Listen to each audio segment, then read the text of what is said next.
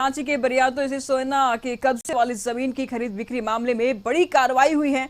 Money laundering के तहत जांच कर रही ईडी ने कोलकाता के कारोबारी अमित अग्रवाल और दिलीप घोष को लंबी पूछताछ के बाद गिरफ्तार कर लिया गया है और फिर दोनों को विशेष कोर्ट में ईडी ने पेश किया है। पूछताछ के लिए ईडी ने 5 दिनों की रिमांड मांगा है और हालांकि इस मसले पर कोर्ट में कल सुनवाई होगी और फिलहाल दोनों आरोपी को 14 दिनों की न्यायिक हिरासत में भेज दिया गया है। वहीं दोनों होटवार जेल में फिलहाल रहेंगे और ईडी ने कारोबारी अमित अग्रवाल पर अधिवक्ता राजीव कुमार को 50 लाख रुपए देकर फंसाने के मामले में जांच के बाद समन भेजा था और रांची में जमीन की खरीद बिक्री में अमित अग्रवाल की भूमिका की ईडी जांच कर रही है। ईडी को शक है कि संताल के क्षेत्र में 1000 करोड़ के अवैध खनन में मिले काले धन को अमित अग्रवाल ने जमीन की खरीद बिक्री में खपाया है और इस मामले में भी ईडी ने अनुसंधान शुरू कर दिया है।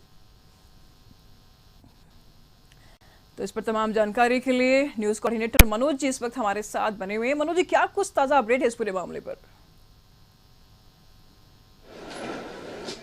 देखिए निशु, अगर हम बात करेंगे तो ताज़ा अपडेट यही है कि अमित अग्रवाल और दिलीप घोष जो दोनों देर रात गिरफ्तार हुए थे, उन दोनों को कोर्ट ने न्यायिक हिरासत में 14 दिनों के लिए भेज दिया है। फिलहाल वो हेटवार जेल उनको ले जाया जा रहा है। वहीं दूसरी तरफ अगर हम बात करेंगे तो ईडी ने इन दोनों से पूछताछ के लिए कोर्ट से 5 दिनों की रिमांड की मांग की थी। हालांकि कोर्ट ने इस रिमांड का जो मांग है उस पर कल सुनवाई करने की बात कही है। अब कल सुनवाई के बाद यह स्पष्ट हो पाएगा कि ईडी ने जो रिमांड मांगा है वो रिमांड उन्हें मिलता है या अभी वो न्यायिक हिरासत में ही रहेंगे।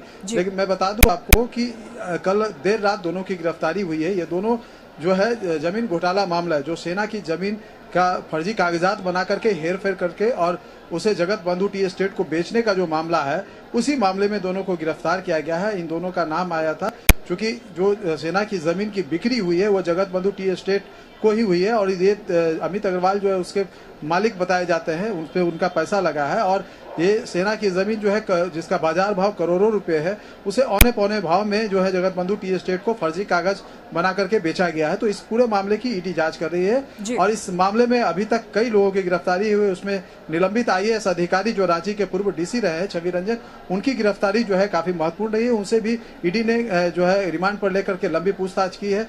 इसके पहले अगर हम बात करेंगे अमित अग्रवाल की, तो अमित अग्रवाल इससे पहले जो है कैश मामले में जो है जो अधिवक्ता हाईकोर्ट के झारखंड हाईकोर्ट के अधिवक्ता जो है राजीव कुमार, जो 50,000 के साथ कोलकाता में जो अरेस्ट किया था कोलकाता पुलिस ने, उस मामले में भी ये आरोपी बनाए गए हैं कि उन्हें जो है चूंकि राजीव कुमार जो है वो एक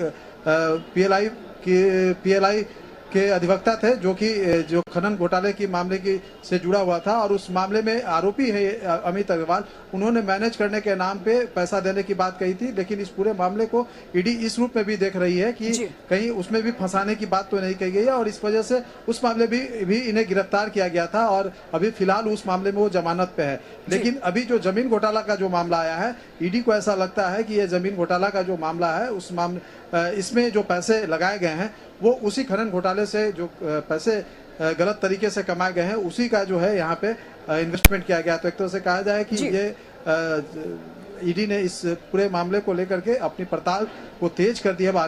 देखना होगा कि आने वाले समय में क्या कुछ तथ्य निकल करके सामने आता है। जी निशु। जी मनोज जी बने रहिए, हम आपसे आगे भी जानकारी लेते रहेंगे। कोर्ट ने नहीं दिया है और जुडिशियल कस्टडी में 14 दिन के लिए भेजा गया, बस यही। नहीं, अभी कुछ नहीं। कल हम लोग पर हियरिंग के लिए है रिमांड पर, on the point of remand 5 दिन का, उस पर हम लोग कल हियरिंग करेंगे।